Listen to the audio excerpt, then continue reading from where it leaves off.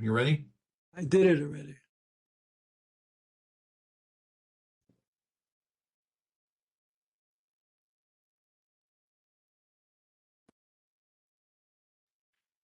Good evening. This is Rabbi Brovender. We're going to learn a little bit about the Parsha of Truma tonight. Parshat Truma,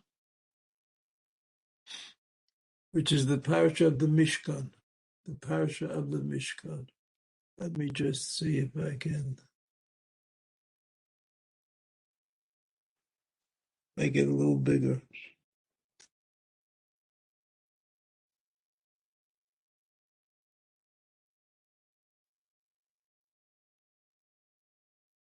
I can't get it bigger, Ezra. The last 5 parashiyot of the book of Shemot contain a kind of mystery. Actually, 2 mysteries which have to be referred to. The second one, which we're not going to learn about today, is the fact that the last 5 parashiyot are really 2 parashiyot, a third parasha, and then the first 2 parashiyot repeated again.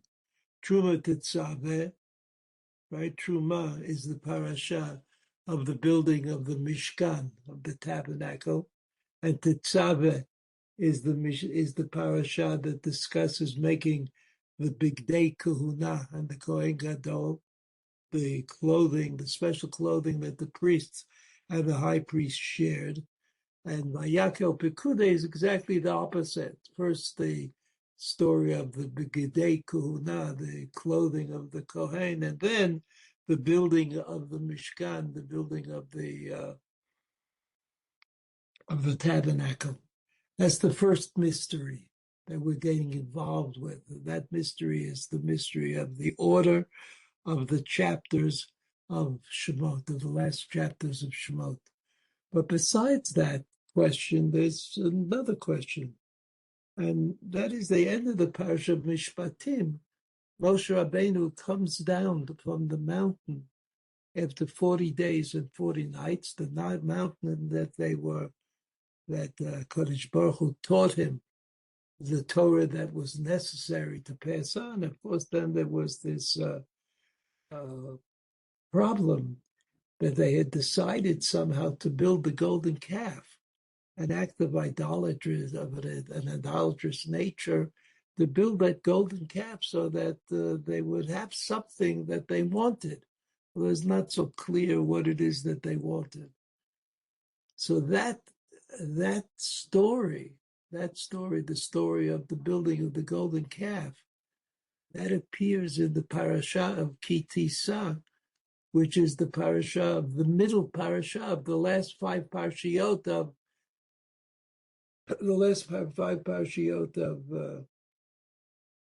the book of Shemot.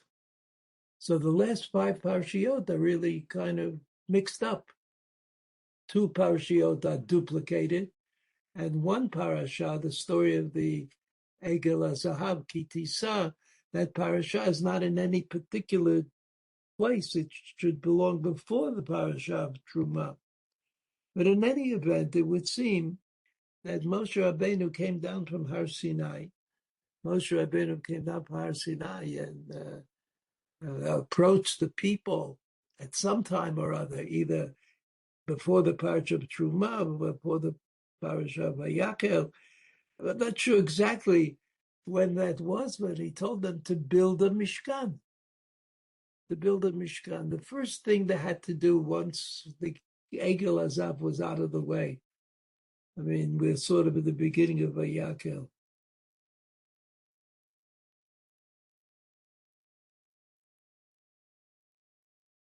So the parsha at the beginning of Teruma says, if you look at the parasha,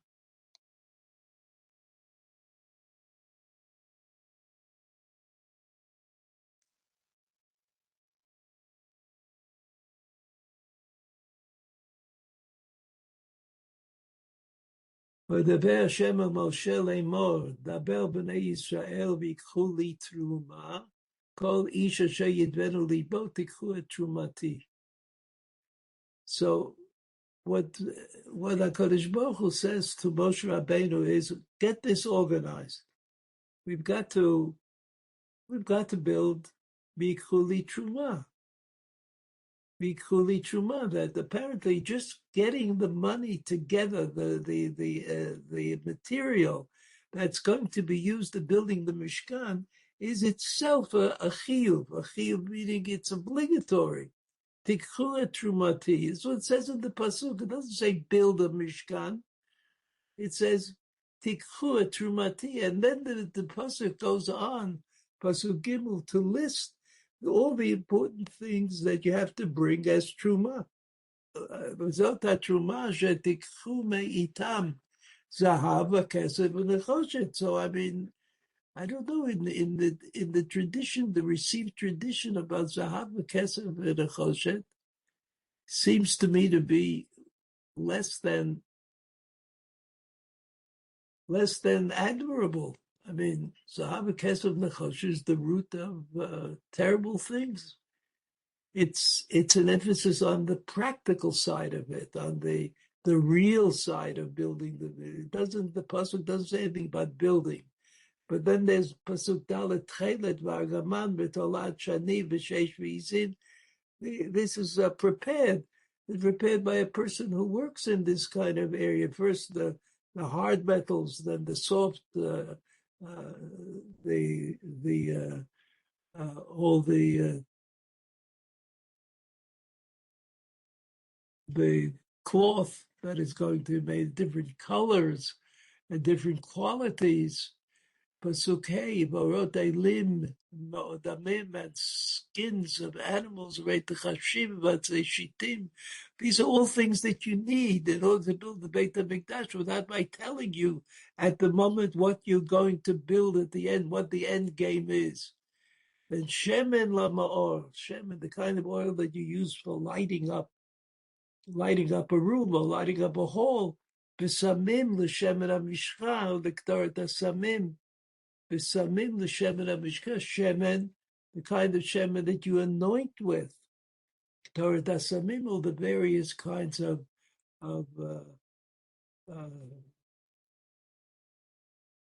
all the various kinds of things that are used in making the Ketoret sacrifice. Then Abnei Shoham, Abnei Miluim, Leimor Leifod V'Lachoshen. Finally, the last pasuk of these first 8 psukim, V'Asuli Mikdash V'Shachanti B'Tocham. Oh, V'Asuli Mikdash, that would seem to be easy. Once you have the stuff that you need, all you have to do is make a mikdash. Doesn't tell you how you do that. Doesn't tell you how you make a mikdash. You have to sort of kind of have faith in Moshe Rabbeinu that he'll kind of figure out a way of sharing this idea with you, by sharing the idea of Asuli Mikdash, and then B'Shachanti B'Tocham. As you know, B'Tocham we'll get to that in a minute. Let's look at the Rashi. Rashi's a B'Chuli Truma. You know that the philosophers of the Middle Ages, they had this problem. If they say B'Chuli Truma, does that mean that God needs something? That God is missing something? B'Chuli Truma, I don't have enough Truma, so I need more. Zahav, Kesef, and Choshet. It was a kind of a problematic idea. Rashi says you have to understand that li, the word li to me, for me, doesn't mean for me, I need it, but it's lishmi. It'll be my truma. It'll be the truma that is set aside for building the Beit HaMikdash or the Mishkan. Li, lishmi, that's what Rashi says. Truma, Rashi says, hafrasha. Hafrasha means you give up a part of what you are or what you have. Right? Yafrishu li mimamonam nidava. They'll separate of their total sum of money that they have, and they'll give me a part of it, mamonam. Kol asher yidvenu libo. Rashi says the yidvenu is l'shon nidava, even though the nun is missing, but we know nuns are often missing for one reason or the other. Right? Nidvenu libo l'shon nidava. V'hu l'shon ratzon tov. Ratzon tov means willingness, happiness. It's a tax, but people are going to be happy to pay them. Present bilaz, which is in the matana, present. What's the word? It's the word present. Like the Chua Trumati, Amru Rabotenu Shalosh Trumot Amurot Kan. There was a reference here to 3 Trumot, 3 presents that you're going to give to God, and the 3 presents are listed in the Rashi. One second. In the Rashi, Zava Kesef with the Choshet, Kulam Ba'im. Rashi says, Kulam Ba'im B'nedava. They're all presents. Ish, Masha Nidvenu Libo. Each and every one decides for himself how much he should give. Chutz min hakesef sheba b'shaveh machzita shekel lekol echad. There's chutz min hakesef, except for the kesef that has a special din, which is not something that we're going to go into right now. Lo matzina b'kol malachat hamashkan. Shotrach sham kesef yoter. There is no need for extra. Kesef shene'emar.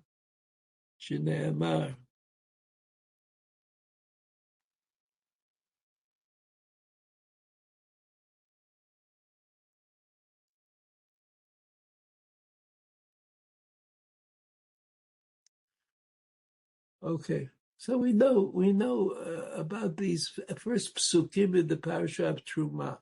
And the first psukim in the Parsha Truma is that the Truma, the gift that you're going to give to building the Beit HaMikdash, is itself an admirable act, irrespective of the sum, the specific sum that is involved, but anything you give. And so that people are asked in history, right? People thinking, where did they get all this stuff from? Where did the Zahab, the Kesef, and the Choshet come from? We have to remember that when they left Egypt, the Egyptians were willing to give up their hard cash and precious metals for the Jews who were escaping, as was promised to Avraham Avinu, if you remember correctly. So somehow we've solved that problem, right? Somehow we have solved that problem. It says, I have to read all the Rashi, but the end it says, Vasuli Mikdash, the last pasuk.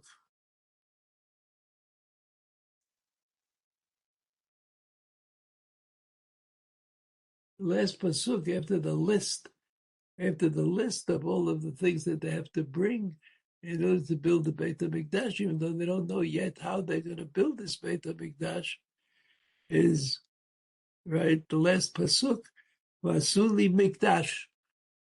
Vasuli Mikdash, that seems like that's easy. If you say Vasuli Mikdash, everybody knows how to do it. They know what to do. The only question was, are they going to use Zahav Hesef Nechoshet or not? So the Moshe Rabbeinu answers the question. He says, yeah, bring the Zahav Hesef and Nechoshet. The last pasuk of these 8 psukim that introduce us to the issue of building the Mishkan is Vasuli Mikdash. That's the first half of the pasuk. Vasuli Mikdash means, like, you know about a Mikdash. You know what it is. Just make it. V'chachanti betocham, and I will dwell within you. So those seems to be the words that are relevant to the idea of a Mikdash.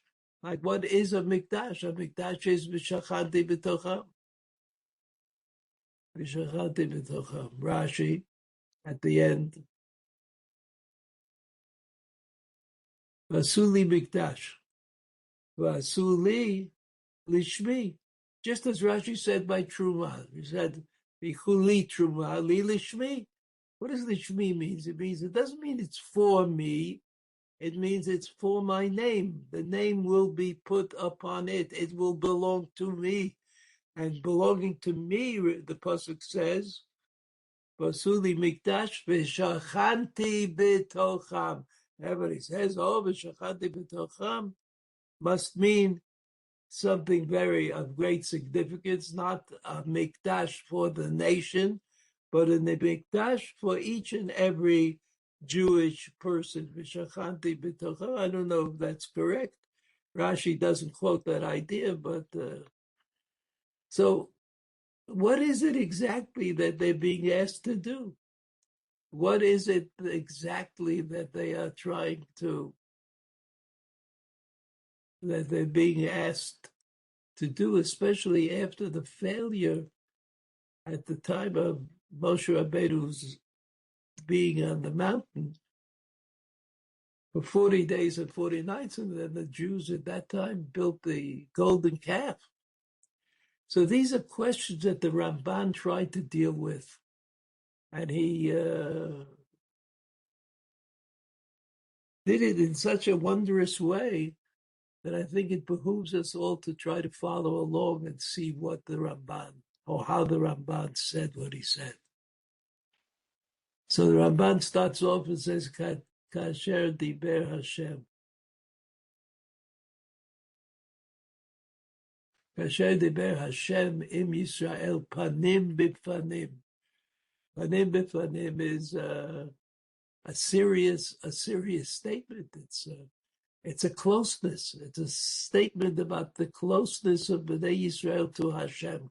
Kasher diber Hashem Yisrael panim b'panim. Not stam diber. God spoke to many people, most of them not Jews until this point of the Torah. Most of them not Jews, and not necessarily seeking closeness to God, but just information. Aseret hadibrot, and then he goes on to say that Aseret hadibrot, which were taught to Bnei Yisrael in the Parsha of Yitro, Aseret hadibrot. The Aseret hadibrot are information of a special kind. How they are special is something that's not easy for us to know.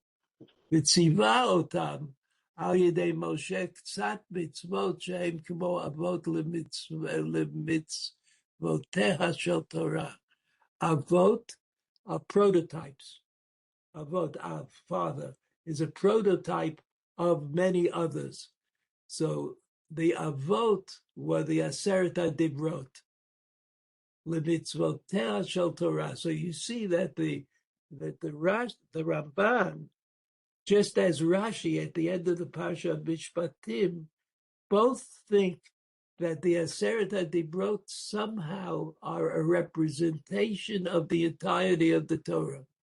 Shehem Kimo Avot Lemitzvoteha Shel Torah. They are prototypes for the mitzvot of the Torah, and somehow if you'd make lists of mitzvot, you could put them all the mitzvot individually into the Aseret HaDibrot. So somehow the Aseret HaDibrot covers everything. Kasher hidhigu raboteinu im hagerim. And this is similar to what we call Giur, a person becoming a Jew. So when a person becomes a Jew, Shebaim lit Yahed, when people come to become Jewish, they have to agree to keep the Torah, but they don't agree, they don't ask them about every mitzvah in the Torah, they ask them about several mitzvot. Mitzvot that they think are important to note to the person who is converting. V'Yisrael kiblu alehem lasot kol ma sheyitzava al yado shel Moshe. And so Yisrael is the model for Giur, because just like the Ger has to accept all of the Torah, but actually refers to the mitzvot that he's asked about. So Bnei Yisrael also, ma sheyitzavem al yado shel Moshe, right? V'karati mahem brit.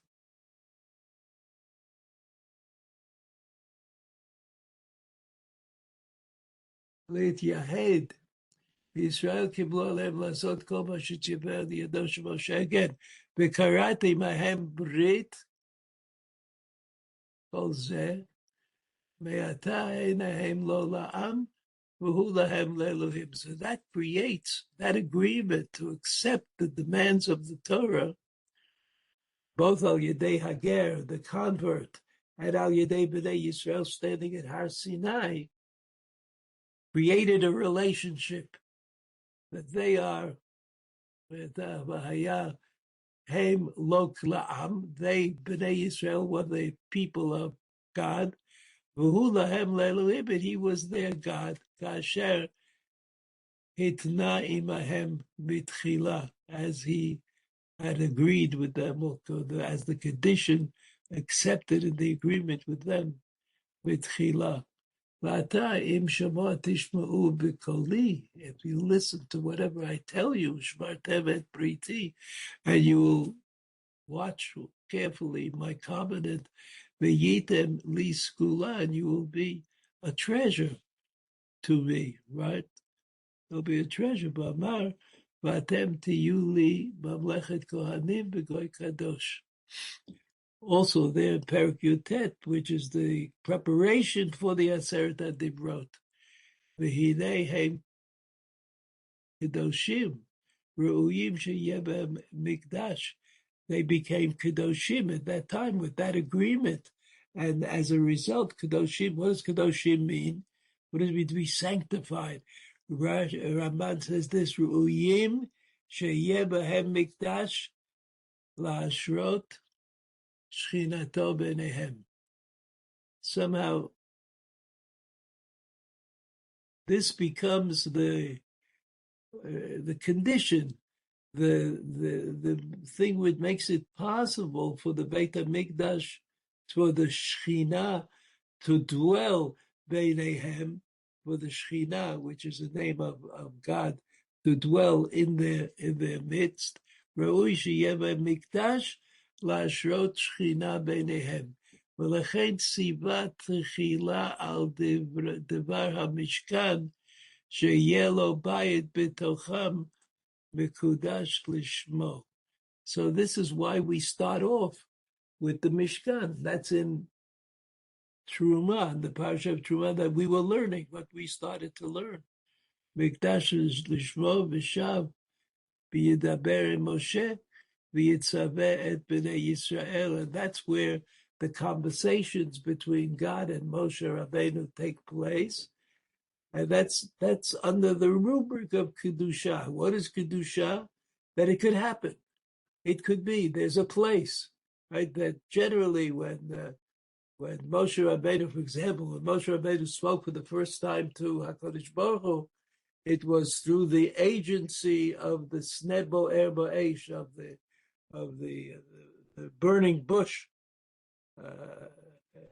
So it wasn't permanent. It came and then it disappeared.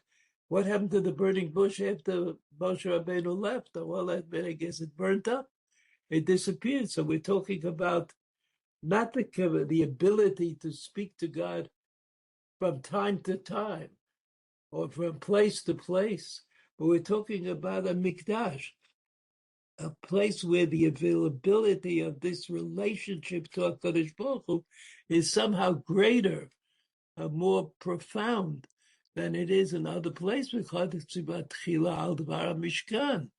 So what's Tchila al Dvar Mishkan? When it was the beginning of the tzivui of the Mishkan, that was Sheyeh lo bayit b'tocham, they'll have a house in their midst, b'kudash lishmo, which will be designated for, it'll be God's place. It won't disappear really.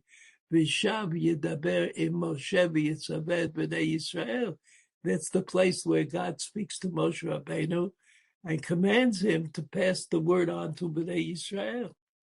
V'hinei ikar ha'chefetz b'mishkan u'mekom menuchat ha'shchina.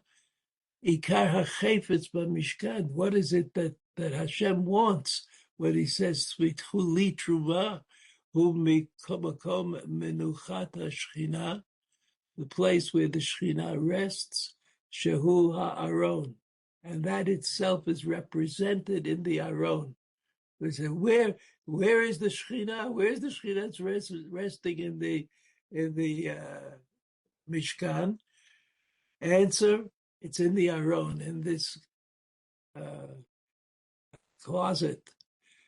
Kemosha Amar, as it says further on, Beno Aditi L'chasham, I will meet up with you there in that place with the Barti Itchami ala Kaporet, that I will speak to you, and the voice will come to you from above the Kaporet. The Kaporet is the covering of the Aron. Al Kain Hikdim Haaron VaKaporet Bekan Kihu Mukdam B'Ma'ala. That's why in the Parsha of Truma, the first things discussed are the Aron, the first kelim that are actually built, the first vessels.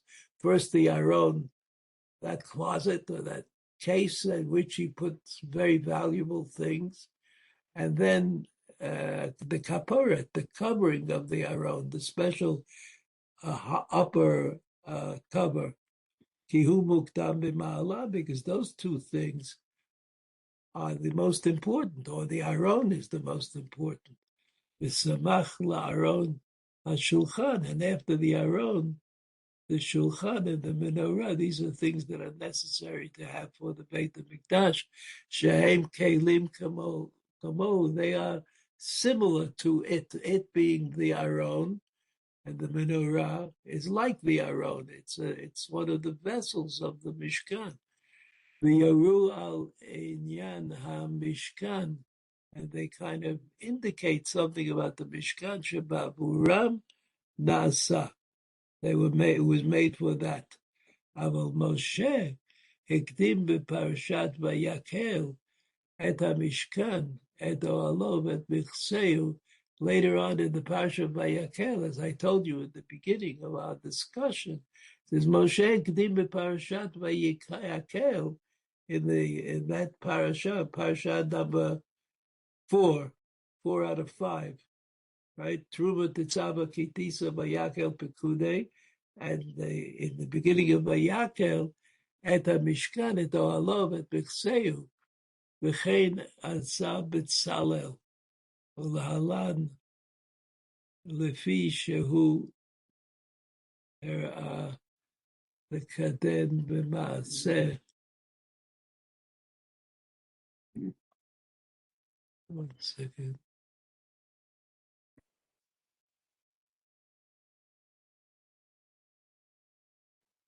Moshe v'Yitzaveh et B'nai Yisrael v'Hidei Ikar החפץ במשכן הוא מקום מנוחת השכינה. מנוחה, the top word when it comes to the שכינה, שהוא הארון. ומשה אמר, ונועדתי לך שם, ודיברתי איתך מעל הכפורת, על כן הקדים הארון והכפורת בכאן, כי הוא מוקדם במעלה ושמח לארון השולחן והמנורה, שהם כלים כמוהו. ויורו על עניין המשכן שבעבורם נעשה, אבל משה הקדים בפרשת ויקל את המשכן, את אוהלו ואת מכסהו, וכן עשה בצלאל. These are all discussing all the things that are discussed in the repetition of the story in Vayakel Pekude, the Fisha Shehu Hara, the Kadem Maseh, the Sod Mishkan. Oh, here we are.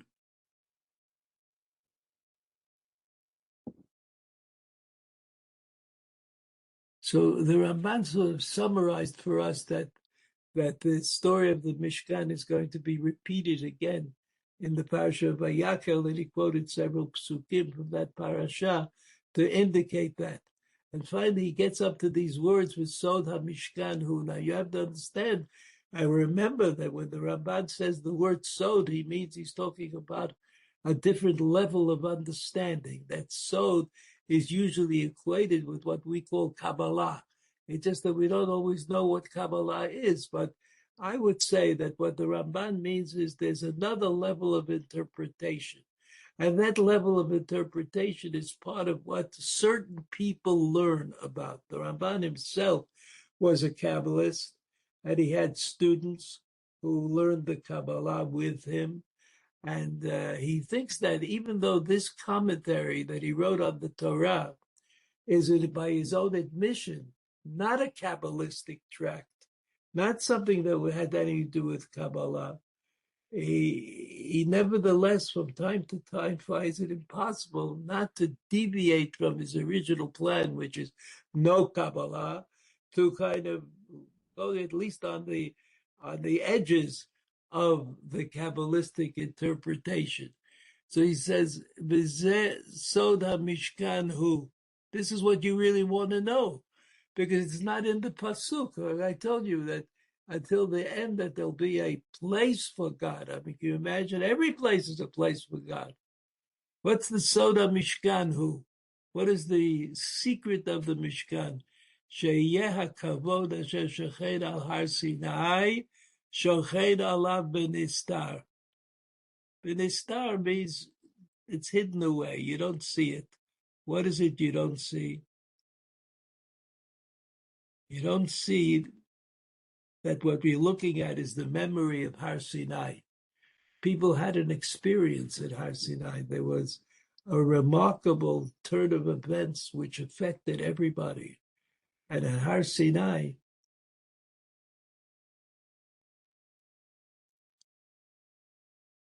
says, Sheyeh HaKavod Asher Shochen Al Har Sinai, Shochen Alav Benistar. That they're with Har Sinai all the time. That they don't go away from Har Sinai. That's not part of the idea. The idea is you build a Mishkan. What's the Mishkan?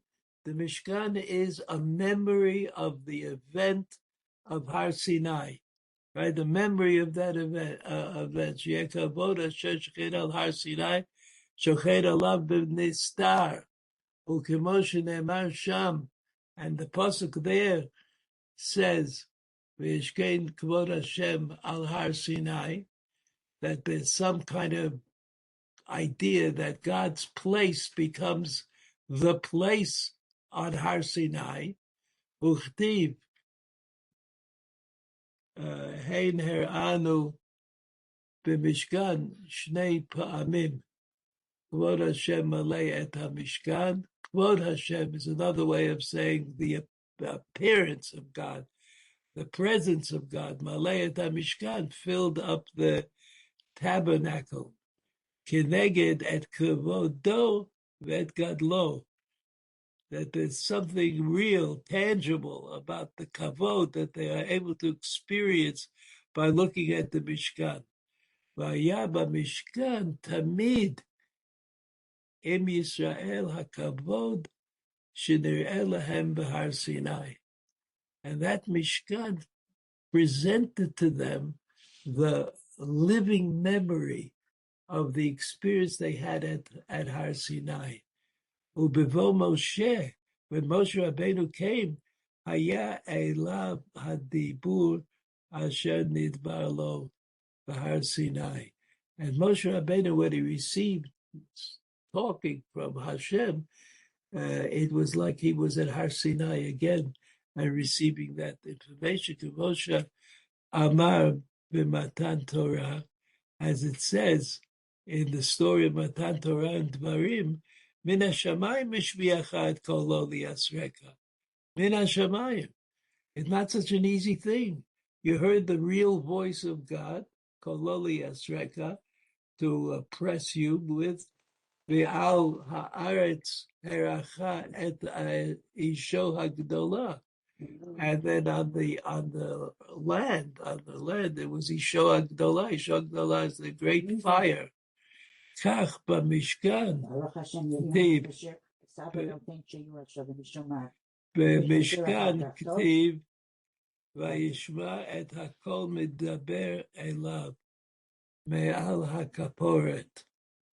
And they heard the voice of God speaking to me'al hakaporet b'bein shtei hakruvim v'yedaber elav. ונכפר, ונדבר אליו להגיד מה שאמרו בקבלה, מה שאמרו בקבלה.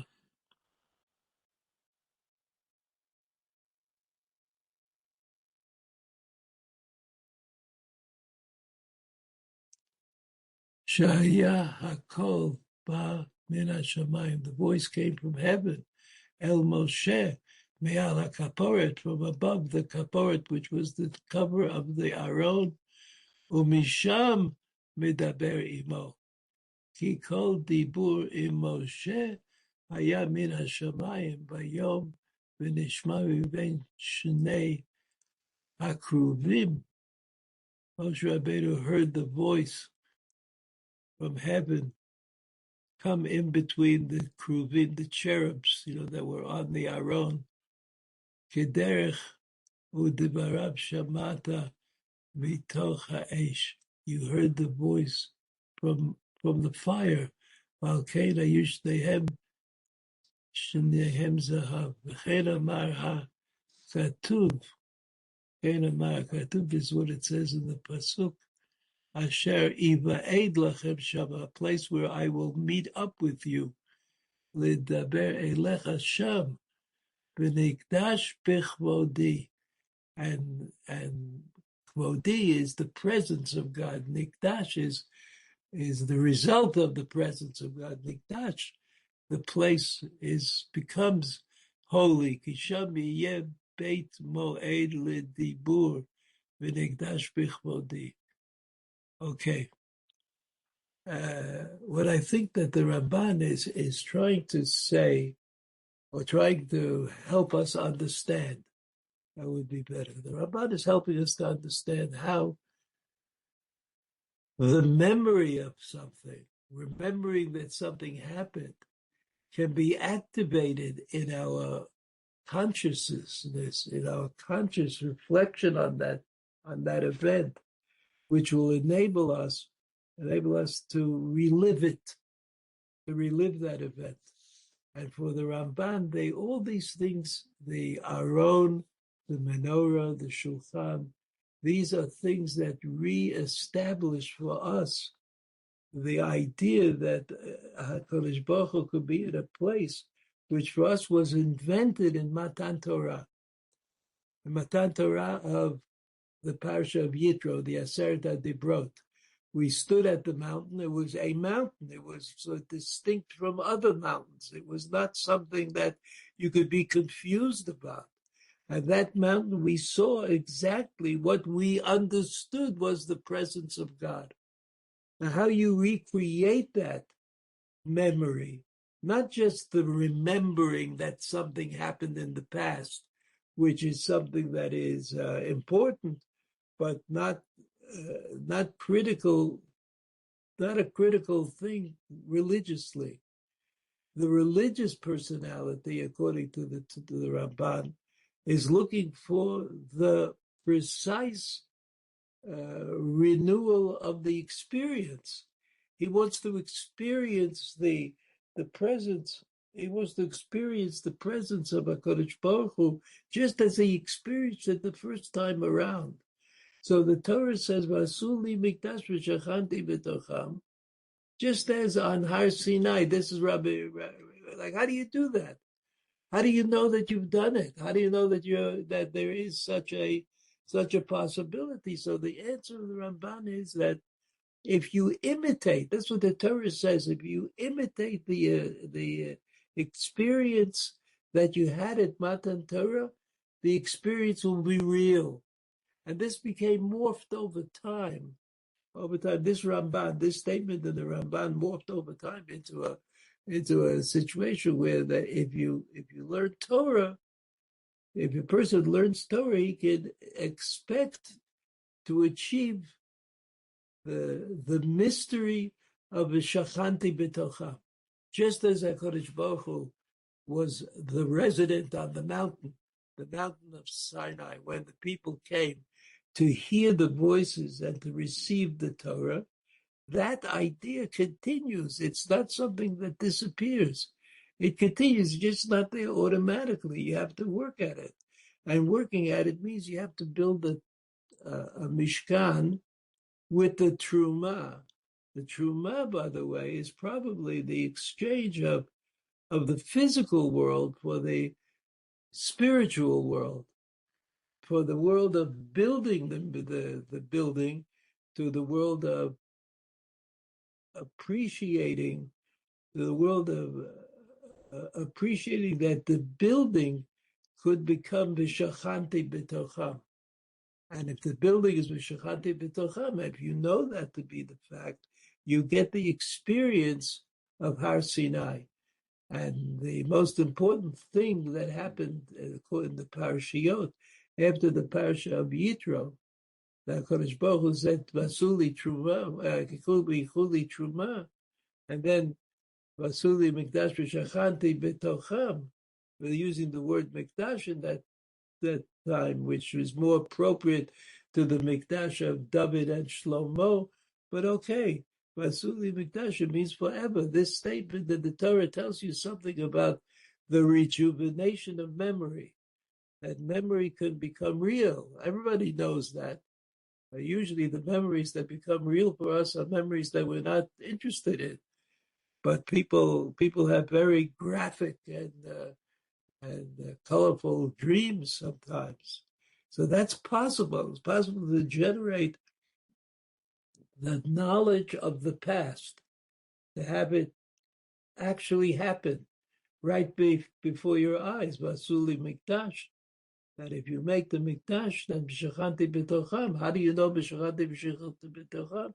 Because you imagine the event of Har Sinai right wherever you happen to be, whichever bed you happen to be sleeping in. You're able to kind of generate the feeling that the experience of Har Sinai is being shared once again with you. So Torata Truma might be the conversion of hard things, hard pieces of material, which are usually used to shelter people, to take them away from the chances they have of, or the chances that they have to get them rid them of that.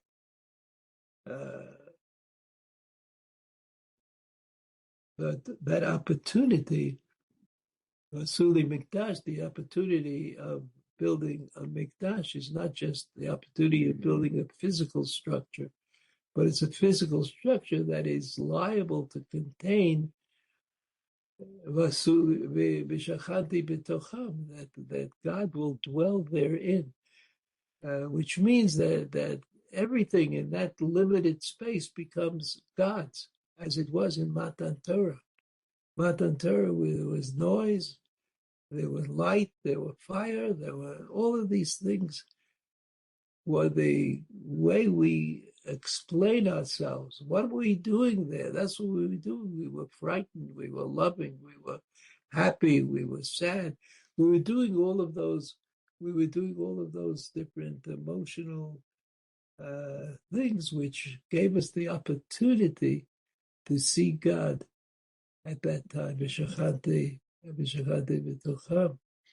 And that enables us to remember, but not just to remember the past, but to be cognizant of the event.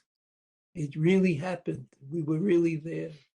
It's part of the way we understand ourselves and our history. Okay. All the best. Be well. Shabbat shalom. Shabbat shalom. Thank you very much. Thank you, Rabbi. Shabbat shalom.